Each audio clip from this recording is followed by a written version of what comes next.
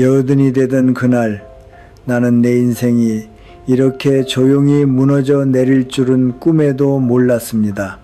내 손으로 키운 아들에게 내 노후를 맡긴 그 순간부터 모든 것이 틀어지기 시작했습니다. 통장 하나가 신뢰를 무너뜨렸고 자존심을 앗아갔고 내 인생의 후반부를 캄캄하게 바꿔놓았습니다. 만약 당신이 평생 모은 노후 자금을 세상에서 가장 믿었던 가족에게 맡겼는데 그 전부를 빼앗긴다면 당신은 어떻게 하시겠습니까? 오늘 제가 들려드릴 이야기는 신뢰와 현실 사이에서 흔들리던 한 늙은 남자가 끝내 자기 존엄을 되찾기까지의 조용하지만 단단한 기록입니다. 이건 다른 누구도 아닌 바로 제 이야기입니다. 끝까지 들으신 뒤에는 부디 댓글로 당신이 느낀 것을 남겨주십시오. 그 한 줄 한 줄 제가 전부 마음으로 읽겠습니다. 내 이름은 밝히지 않겠습니다. 그저 80살 인천의 오래된 동네에 사는 한 노인이라고만 해두지요. 지은 지 35년이 넘은 낡은 4층짜리 빌라, 그 꼭대기 층에 나는 혼자 살고 있었습니다. 엘리베이터는 없습니다. 계단을 오르내릴 때마다 무릎에서 삐걱거리는 소리가 났지만 그것도 이제는 익숙해졌습니다. 오랜 세월 함께한 아내는 15년 전에 먼저 세상을 떠났습니다. 그 뒤로는 홀로 조용히 하루하루를 보내왔습니다. 아들 준호는 결혼해서 도시 외곽에 작은 단독주택을 짓고 가족과 함께 살고 있었습니다. 나는 그런 아들의 행복을 진심으로 바랐습니다. 그리고 내 노후는 내 힘으로 매듭짓는 것이 당연하다고 늘 그렇게 생각해 왔습니다. 매일 아침 6시면 일어나 밥을 안 치고 된장국을 데우고 김치를 곁들여 간단한 아침을 먹었습니다. 그런 다음 베란다에 나가 작은 잔에 차를 따르고 길을 오가는 사람들을 바라보았습니다. 이 시간이 나에게는 무엇보다 평온하고 마음이 가라앉는 순간이었습니다. 젊은 시절 나는 구청에서 일했습니다. 눈에 띄지 않는 밋밋한 일이었지만 성실하게 일했고 낭비도 하지 않았으며 도박도 술도 하지 않았습니다. 그래서 큰 재산은 없었지만 매달 나오는 연금과 통장에 모아둔 얼마간의 저축이 지금의 안심으로 이어지고 있었습니다. 몸을 못 움직이게 되더라도 이 돈만 있으면 요양원에 들어갈 수 있다. 자식들에게 손 벌리지 않아도 된다. 그러니 하루하루의 절약도 조금도 힘들지 않았습니다. 80을 넘겼어도 나는 정정했습니다. 계단 오르는 일만큼은 버거웠지만 천천히 걸으면 장도 볼 수 있었고 빨래도 할 수 있었습니다. 그런데 그런 일상은 어느 겨울 아침 갑자기 끝을 맞았습니다. 그날도 여느 때처럼 부엌에 서서 물을 끓이려던 참이었습니다. 추위에 바닥이 축축했던 걸까요? 한 발을 내딛는 순간 발밑이 미끄러졌습니다. 중심을 잃고 오른쪽 무릎을 세게 부딪혔습니다. 그 충격에 뒤통수까지 바닥에 찢는 순간 눈앞이 캄캄해졌습니다. 일어나려 해도 몸이 움직이지 않았습니다. 통증에 숨이 막히고 손발이 떨렸습니다. 이대로 아무에게도 발견되지 못한 채 죽는 걸까? 그런 공포가 온몸을 덮쳤습니다. 다행히 거실 탁자 위에 두었던 휴대전화가 손 닿는 곳에 있었습니다. 나는 필사적으로 기어가 119에 신고했습니다. 병원으로 옮겨진 결과 오른쪽 무릎뼈에 금이 갔고 2주간 입원이 필요하다는 진단을 받았습니다. 그날 저녁 준호가 아내 미영이와 함께 병실을 찾아왔습니다. 과일이 든 봉지를 손에 들고 위로의 말을 건네주었지만 겨우 45분쯤 있다가 돌아갔습니다. 아버지, 간호사분들이 다 챙겨주실 테니까 걱정 마세요. 그렇게 말하며 미소 짓는 두 사람의 뒷모습을 나는 그저 말없이 배웅했습니다. 마음속에는 말로 다 할 수 없는 쓸쓸함이 남았습니다. 병실에는 조용한 시간이 흘렀습니다. 복도의 형광등 불빛만이 천장에 희미하게 반사되고 있었습니다. 커튼 너머에서는 누군가의 코 고는 소리와 간호사의 발소리가 어렴풋이 들려왔습니다. 나는 침대에 누운 채 잠 못 드는 밤을 그저 가만히 견뎠습니다. 아들 내외가 돌아간 뒤의 정적은 어딘가 남한 세상에 남겨진 듯한 감각을 안겨주었습니다. 손에 든 라디오를 켜봐도 내용은 머리에 들어오지 않았습니다. 이튿날 아침 나는 일찍 눈을 떴습니다. 진통제 탓인지 머리가 멍했지만 몸의 통증은 여전했습니다. 화장실에 가고 싶어 호출벨을 눌렀지만 아무도 금방 오지 않았습니다. 15분쯤 지나서야 젊은 간호사가 와서 휠체어를 가져다 주었습니다. 그 사이에 시간이 참으로 길게 느껴졌습니다. 낮이 되어도 아무도 병문안을 오지 않았습니다. 식사가 나오면 혼자 묵묵히 입으로 옮길 뿐이었습니다. 맛은 있는지 없는지도 모르게 그저 허기를 채울 뿐이었습니다. 옆 침대의 남자는 70대 초반쯤 되었을까요?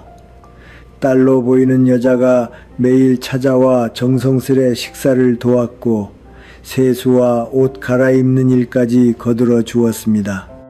두 사람의 즐거운 대화가 커튼 너머로 들려올 때마다 내 가슴에는 작은 구멍이 뚫리는 것 같았습니다. 나에게는 아무도 없는 걸까? 그런 생각이 조금씩 부풀어 올랐습니다. 며칠이 지나고 나는 마침내 한계를 느꼈습니다. 몸의 통증보다 마음의 피로가 더 컸습니다.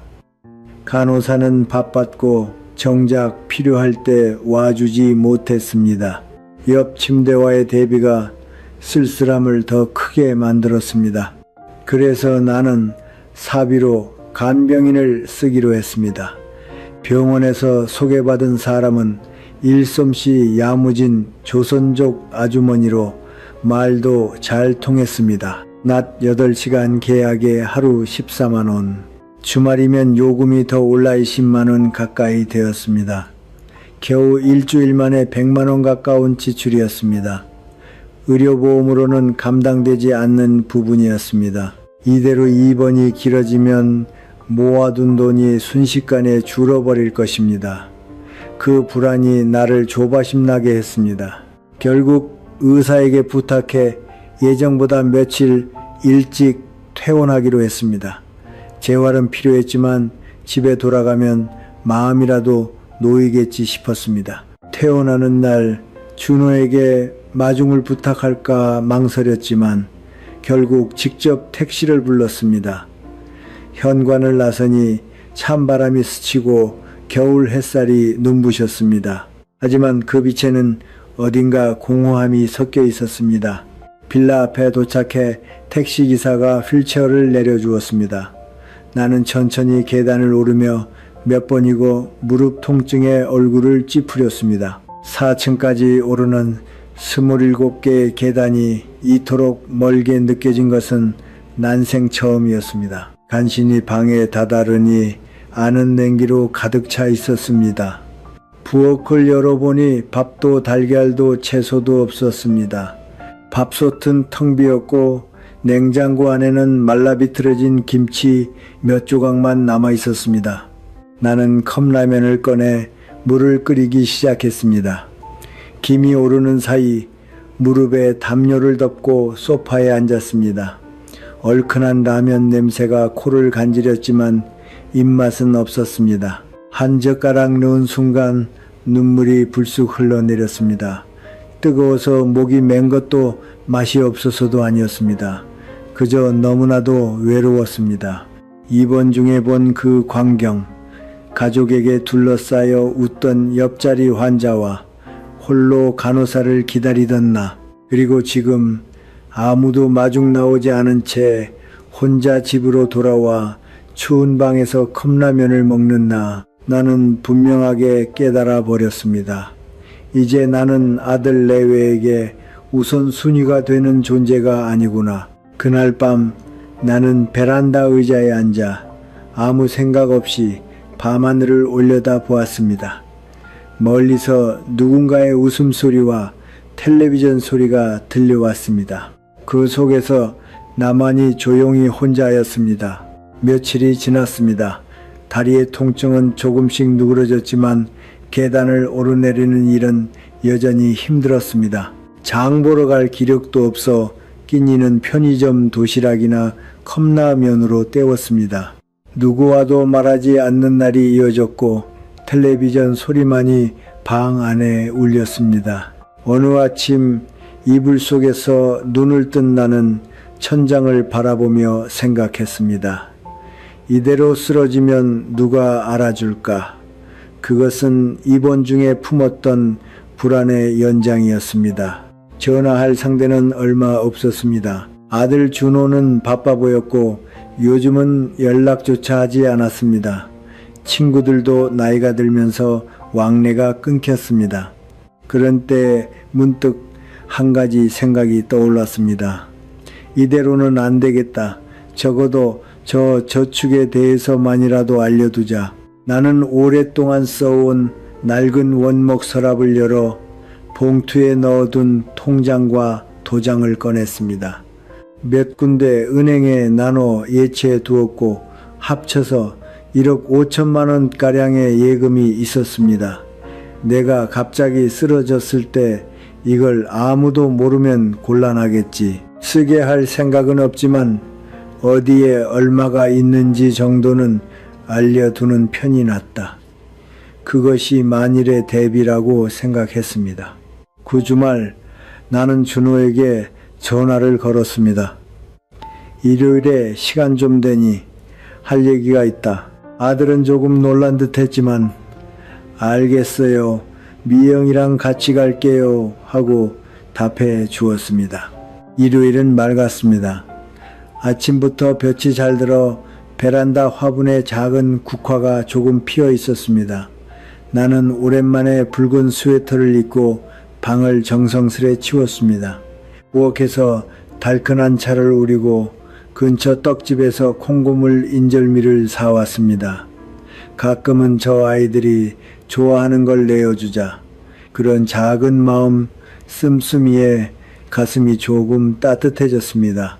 오전 11시가 지나 초인종이 울렸습니다. 천천히 지팡이를 짚고 문을 여니 준호와 미영이가 서 있었습니다. 아버지 안녕하세요.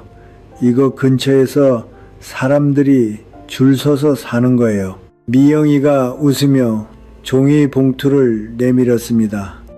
나는 고맙구나, 반갑다 하고 미소 지으며 두 사람을 안으로 들였습니다. 차를 내고 이런저런 이야기를 나눈 뒤 나는 책상 서랍에서 봉투를 꺼냈습니다. 그 안에는 통장과 도장 그리고 계좌 정보를 적은 메모가 들어 있었습니다. 오늘은 말이다. 좀 중요한 얘기가 있어서. 내 목소리는 조용했지만 어딘가 결심이 서려 있었습니다. 내 엄마가 세상 뜬 뒤로 이 집을 쭉 혼자 지켜왔다. 무슨 일이 생겼을 때를 대비해서 계속 돈을 모아왔어. 준호가 조금 놀란 듯 몸을 앞으로 기울였습니다. 아버지, 그게 전부 해서 얼마쯤 돼요? 1억 5천쯤 된다. 큰 돈은 아니지만 만일을 위해 둔 거야. 지금 어느 은행에 얼마가 있는지, 도장은 어느 건지 알려두려고. 미영이가 곧바로 입을 열었습니다. 아버지, 그거 전부 아버지 명의예요? 물론이지. 전부 내가 부어온 거야. 나는 그렇게 말하며 봉투를 탁자에 놓았습니다. 준호는 잠자코 한동안 봉투를 바라보았습니다. 이윽고 천천히 입을 뗐습니다. 아버지, 솔직히 말하면 이렇게 많을 줄은 몰랐어요. 근데 집에 두는 건 위험하지 않아요? 미영이도 곧장이었습니다. 맞아요. 요즘 사기도 많고 잊어버리거나 잃어버리면 큰일이잖아요. 아버지한테 무슨 일 생겼을 때 저희가 바로 대처할 수 있게 저희가 맡아둘까요? 나는 조금 망설였습니다. 아니, 아직 거기까진 생각 안 했다. 그냥 알아두라고. 준호가 부드러운 목소리로 말했습니다. 괜찮아요, 아버지. 저희가 함부로 쓰거나 안 해요. 그냥 관리만 하는 거예요. 쓸 일 있으면 꼭 상의할게요. 미영이도 미소 지으며 고개를 끄덕였습니다. 안심하세요, 아버지. 필요하실 때 바로 가져다 드릴게요. 비밀번호 잊어버리셔도 저희가 있으니까 괜찮아요. 나는 두 사람의 말에 조금은 마음을 풀었습니다. 그래, 그럼 알겠다. 근데 딱 하나, 내가 부탁하기 전까지는 절대로 그 돈에 손대지 않는 것, 그것만은 지켜다오. 준호와 미영이는 나란히 물론이죠 하고 고개를 끄덕였습니다. 그 미소를 보고 나는 아주 조금은 안심한 것 같았습니다. 하지만 그것이 훗날 가장 깊은 후회의 시작이 될 줄은 그때에 나는 알 도리가 없었습니다. 겨울이 풀릴 무렵 나는 조금씩 일상을 되찾고 있었습니다. 다리의 통증도 누그러져 천천히라면 장도 볼 수 있게 되었습니다. 나는 매일 아침 베란다에서 자네 차를 따르고 길을 오가는 사람들을 조용히 바라보았습니다. 그러나 마음속에는 작은 불안이 싹을 틔우고 있었습니다. 그것은 통장과 도장을 맡긴 일에 대한 희미한 후회였습니다. 믿지 못하는 것은 아니지만 무언가가 걸렸습니다. 돈을 건네서 오히려 아이들에게 부담을 지운 건 아닐까? 아니야, 분명 그 아이들은 성실하게 다뤄줄 거야. 그런 생각이 오락가락하는 사이 어느 날 여느 때처럼 시장에 장을 보러 나갔다 오는 길이었습니다. 현금 인출기에 들러 통장 잔액을 확인하려 했습니다. 별 생각 없이 비밀번호를 누르고 화면에 뜬 숫자를 본 순간 등골이 오싹해졌습니다. 표시된 금액은 내가 기억하는 숫자보다 450만 원이나 적었습니다. 몇 번이고 다시 봤습니다. 잘못 본 건가 싶어 다른 계좌도 확인했습니다. 하지만 틀림없이 그 계좌에서 450만 원이 인출되어 있었습니다. 손이 떨렸습니다. 무릎이 다시 아파올 만큼 서늘한 기운이 등을 타고 기어올랐습니다. 주위 사람들의 시선이 신경 쓰였지만 그보다 가슴속의 술렁임이 더 컸습니다. 집에 돌아오자마자 나는 전화를 걸었습니다. 전화는 곧 연결되었고 준호의 목소리가 들렸습니다. 여보세요, 아버지. 나는 깊게 숨을 들이신 뒤 조용히 물었습니다. 너 내 계좌에서 돈 뺐니? 전화 너머에서 한순간 침묵이 흘렀습니다. 몇 초 뒤 준호의 목소리가 조금 낮아져 돌아왔습니다. 그거 실은 상의하려고 했는데 얼마나 빠졌어요? 450, 딱 450만 원이야. 차가 하필 고장나서요.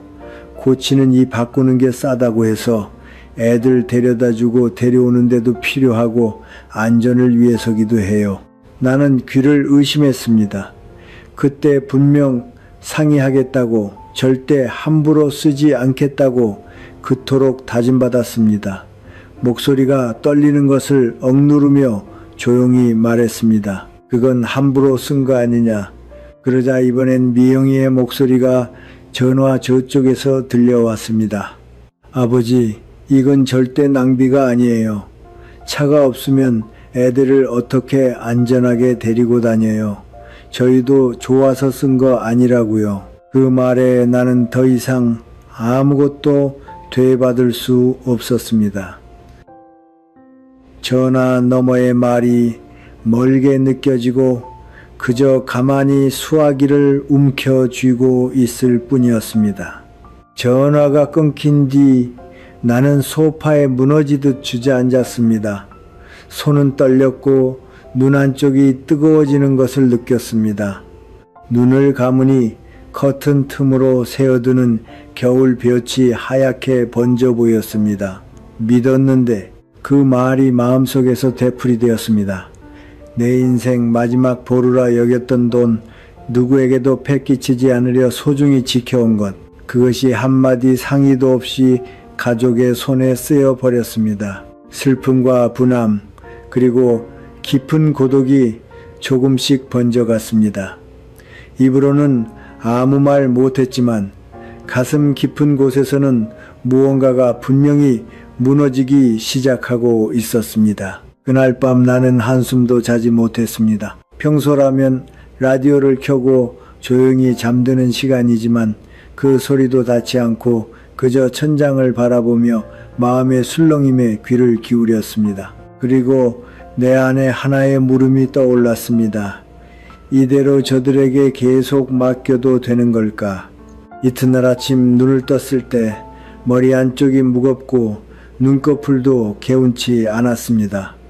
잠 못 이룬 밤을 넘긴 피로가 몸 곳곳에 남아 있었습니다. 무릎도 시려 일어나는데 시간이 걸렸습니다. 부엌에서 어젯밤 남은 물을 끓이며 나는 몇 번이고 지난밤의 통화를 되짚었습니다. 이건 절대 낭비가 아니에요. 차가 없으면 애들을 못 데려다 주잖아요. 말 자체에는 틀린 게 없었습니다. 하지만 그때 그렇게나 약속했습니다. 내가 말하기 전까지는 한 푼도 쓰지 말라고. 그걸 어기고 말없이 썼다는 사실이 내 마음에 깊이 박혀 있었습니다. 아들을 탓하고 싶은 게 아니었습니다.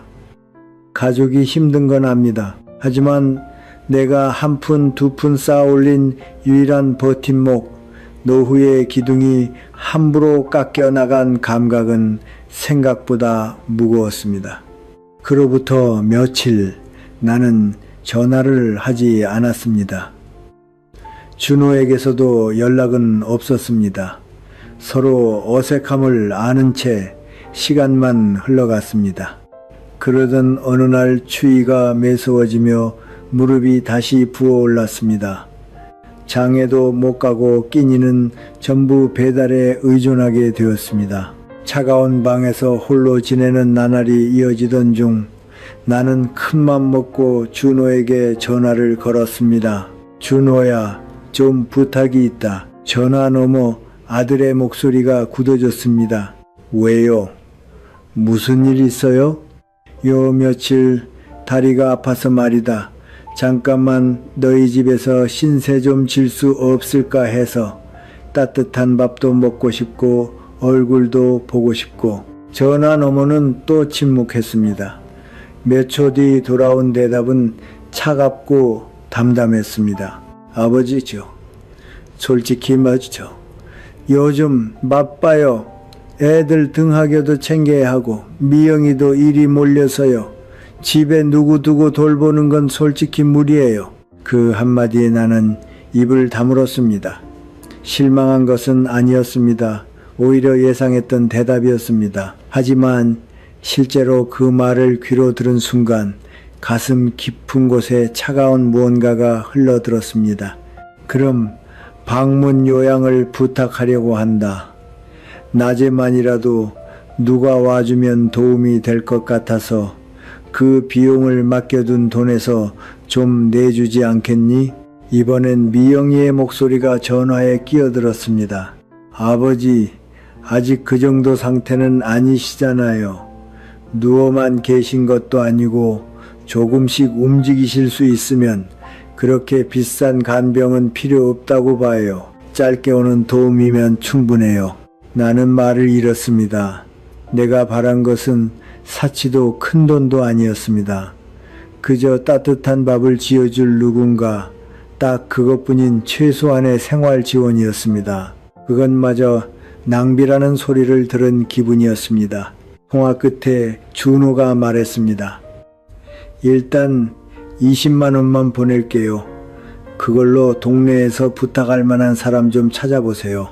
그 말을 들은 순간 내 안에서 무언가가 조용히 부서졌습니다. 이건 분명 내 돈일 텐데 한 푼 한 푼 아껴 모아온 것인데 원할 때 필요한 만큼 쓰는 것조차 못하고 겨우 20만 원을 송금받는 형태로 받아야 한다. 그것은 내 생활을 누군가의 허락 없이는 정할 수 없다는 현실을 들이민 순간이었습니다. 전화를 끊은 뒤 나는 전화기 앞에 한참을 앉아 있었습니다. 방은 난방도 들어오지 않아 을신연슬에 조용했습니다. 내 돈인데 그 말만이 몇 번이고 마음속에 메아리 쳤습니다. 밤이 되어 컵라면에 물을 부으며 불쑥 눈물이 떨어졌습니다. 그것은 분노도 슬픔도 아니었습니다. 그저 서글픔이었습니다. 이대로 계속 작아진 채 살아야 하는가? 내 돈을 쓰는데도 고개를 숙여야 하는가? 그날 밤 나는 잠들지 못하고 계속 생각했습니다. 그리고 다음날 아침 한 통의 전화가 모든 것을 바꾸게 됩니다. 그 전화는 아침 9시가 지나 걸려왔습니다. 아직 세수도 하지 않았던 나는 조금 갈라진 목소리로 여보세요 하고 응했습니다. 여보세요. 혹시 잘 지내셨어요? 저 순자예요. 정순자. 한순간 머릿속이 하얘졌습니다. 순자. 그것은 내 오랜 보시자 한때 같은 직장에서 일했던 여자였습니다. 몇 년이나 연락을 주고받지 않았지만 명절 안부만은 해마다 오갔습니다. 순자씨, 오랜만이네. 무슨 일이야 갑자기. 전화 너머 순자는 그리움에 찬 목소리로 웃었습니다. 그냥 근황이나 물어볼까 하고 문득 자네 얼굴이 떠올라서 말이야. 잘 지내나 싶어서. 실은 나 지금 양평에 있는 요양원에 들어와 있어. 나는 놀랐습니다. 그렇게나 제 앞가림은 제가 한다던 순자가 시설에 들어갔다니. 시설에? 자네가 정말 근데 말이야, 들어오길 잘했어. 처음엔 나도 거부감이 있었지. 근데 생각보다 훨씬 편해. 방도 밝고 밥도 맛있고 무엇보다 눈치 안 보고 지낼 수 있어서 좋아. 나는 잠시 잠자코 있다가 물었습니다. 그 시설 견학 같은 거 되나? 순자는 곧바로 답했습니다. 물론이지. 괜찮으면 내일 한번 와볼래? 안내해 줄게. 예약은 내가 넣어둘 테고 입구까지 마중 나갈게. 나는 망설이면서도 한번 가볼까 하고 고개를 끄덕였습니다. 그날 밤 나는 좀처럼 잠들지 못했습니다. 침대에 누워 천장을 바라보며 줄곧 생각했습니다. 정말 나도 그런 곳에서 지낼 수 있을까? 늙은이의 마지막은 역시 집에서 조용히 맞는 것이라 믿어온 나에게 시설에서의 삶은 포기 혹은 가족에게 버림받는 것과 거의 같은 뜻이었습니다. 하지만 지금의 나는 어떤가? 차가운 방에서 누구에게도 기대지 못하고 통장 하나 자유로이 쓰지 못한 채 움츠러들어 살고 있습니다. 누군가와 웃으며 따뜻한 밥을 먹고 몸 걱정 없이 잠들 수 있다. 그런 삶이 정말 있다면 조금은 그쪽으로 걸음을 옮겨도 좋지 않을까. 이튿날 아침 나는 일찍 일어나 보풀이인 스웨터를 정성스레 솔로 다듬었습니다. 오랜만에 꺼내 입은 바지 주머니에는 옛날에 쓰던 낡은 명함 한 장이 들어 있었습니다. 언제부터 이 옷을 안 입었던가 그런 생각을 하며 현관을 나섰습니다. 역까지 버스로 20분, 거기서 전철을 갈아타고 다시 40분. 순자가 말한 시설은 양평의 조용한 주택가 한 모퉁이에 있었습니다. 건물은 새 것으로 하얀 담장 밖에는 작은 화단이 있었고 마침 붉은 펜지가 바람에 흔들리고 있었습니다. 문 앞에서 손을 흔드는 순자의 모습이 보였습니다. 조금 야위었지만 여전히 허리가 곱고 옷차림도 단정했습니다. 정말 와줬네. 반가워. 나는 모자를 벗고 미소 지었습니다. 생각보다 깨끗한 곳이네. 안으로 안내받자 먼저 눈에 들어온 것은 밝은 로비와 소파에 앉아 차를 마시는 입주자들이었습니다. 직원들의 인사는 정중했고 공기가 어딘가 온화했습니다. 순자가 설명하며 이렇게 말했습니다. 아침엔 7시에 일어나서 다 같이 체조를 해. 아침 먹고 나면 자유시간, 점심엔 제대로 된 백반이 나오고 오후엔 노래방이나 바둑, 서예, 자유로이 고를 수 있어 안내받은 방은 넓지는 않았지만 청결하고 조용했습니다. 침대 옆에는 작은 선반과 텔레비전, 그리고 벽에는 순자가 그렸다는 수채화가 걸려 있었습니다. 여기가 내 자리야. 첫날에 꽃 화분을 놓아주면서 잘 오셨어요 하고 맞아주더라고. 그게 참 고마웠어. 그 말에 내 가슴이 찡하게 뜨거워졌습니다. 잘 오셨어요. 어서 오세요. 최근에 나에게 그런 말을 건넨 이가 있었던가. 그런 생각이 드는 순간 내 마음에 한 줄기 빛이 비쳐드는 것 같았습니다. 그날 나는 점심까지 시설에 머물렀습니다. 식당에는 10몇 명의 입주자가 모여 둥근 탁자를 둘러싸고 있었습니다. 배식 직원이 웃는 얼굴로 쟁반을 나르며 저마다의 이름을 부르고 오래 기다리셨어요 하고 말을 건넸습니다. 순자가 안내해준 자리에 앉으니 내 앞에 놓인 것은 김이 오르는 하얀 쌀밥에 된장국, 고등어구이, 톳조림, 시금치 나물이라는 어딘가 정겨운 한 상이었습니다. 어때? 병원밥보다 훨씬 낫지? 순자가 미소 지었습니다. 나는 된장국을 한술 떴습니다. 구수한 육수 향이 코를 스치고 몸의 심지까지 따뜻해지는 것 같았습니다. 맛있네. 자연스레 그렇게 중얼거렸습니다. 주위를 둘러보니 누군가는 웃으며 이야기하고 누군가는 신문을 읽고 있었습니다. 시끄럽지도 그렇다고 지나치게 조용하지도 않은 딱 알맞은 공기가 그곳에 있었습니다. 식후 로비로 돌아온 나는 직원에게 자세한 안내를 받았습니다.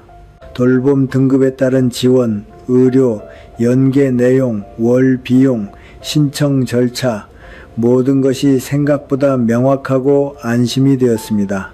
1인실은 한 달에 130만 원쯤 드는데 어르신 경우엔 연금도 있으시고 보조도 받으실 수 있으니까요. 직원의 말에 나는 고개를 끄덕였습니다. 연금은 매달 180만 원 가까이 나옵니다. 생활비를 빼고도 충분히 해나갈 수 있겠구나. 그날 돌아가는 길, 내 머릿속에는 이제껏 없던 생각이 자리 잡고 있었습니다. 여기서 사는 것도 나쁘지 않겠구나. 역으로 가는 길 상가를 걸으며 나는 몇 번이고 걸음을 멈추고 돌아보았습니다. 그 조용한 방, 웃는 얼굴의 직원, 따뜻한 식사, 그리고 무엇보다 누구에게도 눈치 볼 필요 없이 있을 수 있는 공기, 그것은 이제껏의 혼자살이에는 없던 안심이었습니다. 자식의 신세는 지지 않겠다고 정하고 살아온 인생이지만 그 대신 얻은 것은 고독과 제약뿐이었는지도 모릅니다. 가족에게 눈치를 보고 부탁 하나에도 사양하고 맡긴 돈조차 자유로이 쓰지 못한다. 그 현실에 나는 지칠 대로 지쳐 있었습니다. 이튿날 아침 눈을 뜬 나는 커튼을 열며 소리내어 말했습니다. 슬슬 정할 때인지도 모르겠다. 아침 햇살이 비쳐드는 방 안에서 나는 조용히 일어나 서랍을 열었습니다.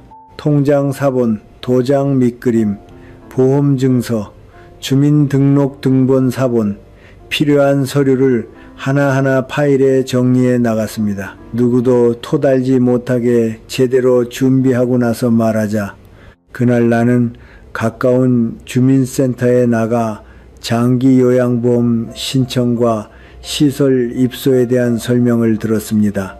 접수 담당 여직원은 정중히 응대해 주었습니다. 이렇게 직접 여기까지 절차를 밟으시는 분 요즘은 드물어요. 대단하세요. 그 한마디가 가슴에 잔잔히 스며들었습니다. 돌아오는 길 나는 근처 벤치에 걸터앉아 천천히 하늘을 올려다 보았습니다. 파란 하늘이 높이 펼쳐지고 겨울 추위 속에도 어렴풋한 봄 기운이 섞여 있었습니다. 그때 내 안에서 하나의 결심이 굳었습니다. 나는 나를 위해 살자. 조용히, 잔잔히, 그러나 분명하게 마음 깊은 곳에서 그렇게 중얼거렸습니다. 그리고 다음 주말 나는 전화 한 통을 걸었습니다. 일요일 아침에 시간 좀 되니 할 얘기가 있다. 아들은 조금 당황한 목소리로 답했습니다. 알겠어요.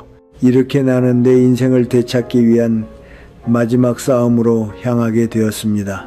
일요일 아침 나는 동틀 무렵과 동시에 눈을 떴습니다. 어젯밤은 늦게까지 서류를 확인하고 필요한 것을 봉투에 정리해 두었습니다.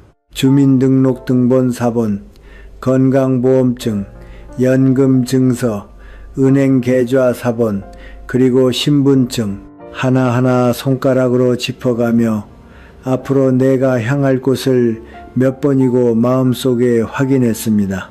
그리고 오늘은 또 하나 중요한 일이 있습니다. 준호에게 분명하게 내 결심을 전하는 것이었습니다. 찬물로 얼굴을 씻고 오랜만에 하얀 와이셔츠에 팔을 꿰었습니다. 넥타이는 매지 않았지만 보풀 없는 스웨터를 골랐고 바지에는 다림질을 했습니다. 발에는 몇 년째 신고 있지만 정성껏 손질한 가죽 구두. 거울 속의 나를 보며 나는 한번 고개를 끄덕였습니다. 이것이 지금의 내 모습이다. 손에 든 봉투를 가방에 넣고 지팡이를 짚으며 현관을 나섰습니다. 이날은 버스가 아니라 택시를 썼습니다. 오늘은 늦어선 안 된다. 내 안에 남아있던 마지막 사양을 하나 조용히 내려놓았습니다. 준호의 집에 도착해 초인종을 눌렀습니다. 잠시 후 현관문이 열리고 미영이가 나왔습니다. 아버지, 웬일이세요? 이렇게 이른 아침에 연락도 없이. 나는 똑바로 눈을 바라보며 말했습니다. 오늘은 중요한 얘기가 있어서 왔다. 들어가마. 거실로 안내받자 준호가 잠옷 차림으로 나왔습니다. 졸린 얼굴이었지만 아버지의 표정을 보고 곧 무언가를 눈치챈 듯 했습니다. 아버지, 무슨 일 있어요? 나는 외투를 벗고 조용히 소파에 앉았습니다. 눈앞 탁자에 봉투를 놓고 한동안 잠자코 두 손을 포겠습니다. 어제 요양시설을 견학하고 왔다. 양평에 있는 정순자가 지금 지내고 있는 곳이야. 준호가 조금 놀란 듯 눈썹을 움직였습니다. 시설이란요? 그 요양원 말이에요? 그래, 거기는 생각했던 것보다 훨씬 좋더구나. 직원도 친절하고 밥도 맛있어. 순자도 즐겁게 지내고 있었다. 미영이가 끼어들었습니다. 근데 아버지는 아직 정정하시잖아요. 그런데 들어가실 필요 없지 않아요? 나는 손을 들어 말을 끊었습니다. 나는 정정할 때 정해두고 싶다. 무슨 일이 생기고 나서는 늦어. 게다가 요즘 오간 일들로 여러 가지 깨달았다. 누군가에게 기대는 노후가 얼마나 어려운 건지. 준호가 조금 언성을 높였습니다. 아버지, 저희가 아버지를 저버릴 생각은 없어요. 그냥 현실적으로 시간이 안 났을 뿐이라고요. 나는 조용히 미소 지었습니다. 안다. 일에, 가정에, 애 키우는 일에 다들 힘들지. 그러니까 나는 더 이상 기대지 않기로 했다. 미영이가 눈을 내리깔았습니다. 준호는 입을 다문 채 봉투로 시선을 떨궜습니다. 여기 계좌 4번 도장, 이관 서류, 장기 요양보험증, 신청 서류 전부 들어있다. 오늘 이제부터 우체국에 가서 새 계좌를 만들고 전부 내가 직접 관리할 거야. 비밀번호도 바꾼다. 지금까지 맡겨뒀던 통장과 도장은 지금 여기서 돌려받고 싶다. 침묵이 흘렀습니다. 준호의 표정이 굳었고 미영이가 작게 숨을 삼켰습니다. 아버지, 그건 저희를 못 믿으신다는 거예요? 나는 고개를 저었습니다. 아니다, 못 믿는 게 아니야. 내가 내 인생을 내가 정하고 싶을 뿐이다. 준호가 소파 팔걸이를 움켜쥐었습니다. 근데 그럼 마치 저희가 돈을 빼앗은 것 같잖아요. 빼앗았다곤 하지 않는다. 하지만 내가 말하지 않았는데도 이미 쓰여 있었지. 20만 원을 보내주겠다는 말을 들었을 때 처음 깨달았다. 아, 이건 이제 내 돈이 아니구나 하고 미영이가 강한 어조로 말했습니다. 그렇게 말씀하시는 건 너무하세요. 저희는 아버지를 생각해서. 나는 일어섰습니다. 천천히 지팡이를 짚으며 봉투를 가방에 도로 넣었습니다. 나는 아무도 탓하지 않는다. 그저 정한 거야. 앞으로의 노후는 내가 고른다. 남에게 기대지 않고 눈치 보지 않고 누구의 안색도 살피지 않고. 준호는 아무 말도 대받지 못했습니다. 시선을 떨군 채 입을 다물고 있었습니다. 고맙다. 지금까지의 일은 감사하게 생각한다. 하지만 이제 통장도 도장도 내 손으로 되찾겠다. 그렇게 말하고 나는 현관을 향해 걸음을 옮겼습니다. 문 밖에는 겨울 볕이 비쳐들고 있었습니다. 그등 뒤로 준호는 말을 걸지 않았습니다. 문이 찰칵 닫히는 소리만 이 방 안에 조용히 울렸습니다. 현관문이 닫힌 순간 내 귀에는 바람소리만 들렸습니다. 코트깃을 세우고 깊게 숨을 들이쉬었습니다. 차가운 공기가 폐에 스며들었지만 가슴 속에는 이상하게도 온기가 남아 있었습니다. 계단을 내려가며 나는 조용히 중얼거렸습니다. 이걸로 됐다. 아니, 이것밖에 없었다. 택시를 타고 가까운 우체국으로 향했습니다. 새 계좌를 개설하고 비밀번호도 바꿉니다. 도장도 새로 파고 앞으로 필요할 신청 서류에도 눈을 두었습니다. 하나하나의 절차가 조금씩 내 힘을 되찾아주는 감각을 안겨주었습니다. 여든이라도 아직 할 수 있다. 그 실감이 내 발걸음을 가볍게 했습니다. 돌아오는 길 나는 역 앞 벤치에 걸터 앉아 자판기 커피를 땄습니다. 은은하게 달고 따뜻한 그 한 모금이 마음에 스몄습니다. 바람은 찼지만 하늘은 높고 맑았습니다. 겨울의 끝을 알리는 듯한 그런 하늘이었습니다. 이튿날 아침 나는 집안을 정성껏 정리했습니다. 오랜 세월 써 온 이불을 개고 낡은 앨범을 한 권씩 넘겨보았습니다. 작은 위패 앞에서 두 손을 모으고 먼저 간 아내에게 말을 건넸습니다. 당신에겐 미안하지만 나는 이제 여길 떠나오. 마지막만큼은 내 뜻으로 내 자리를 고르게 해주오. 낮에 이삿짐 업체가 와서 꼭 필요한 최소한의 짐을 실어냈습니다. 옷과 약, 사진, 작은 라디오와 읽다만 책, 그것들을 작은 상자에 담아 시설로 보냈습니다. 오후 3시 시설 직원이 나를 데리러 왔습니다. 차에 올라 천천히 움직이기 시작했을 때 나는 창밖으로 보이는 빌라 베란다에 마지막 시선을 보냈습니다. 수십 년을 산 방, 매일 아침 차를 마시던 볕드는 자리, 그곳에는 이제 미련이 없었습니다.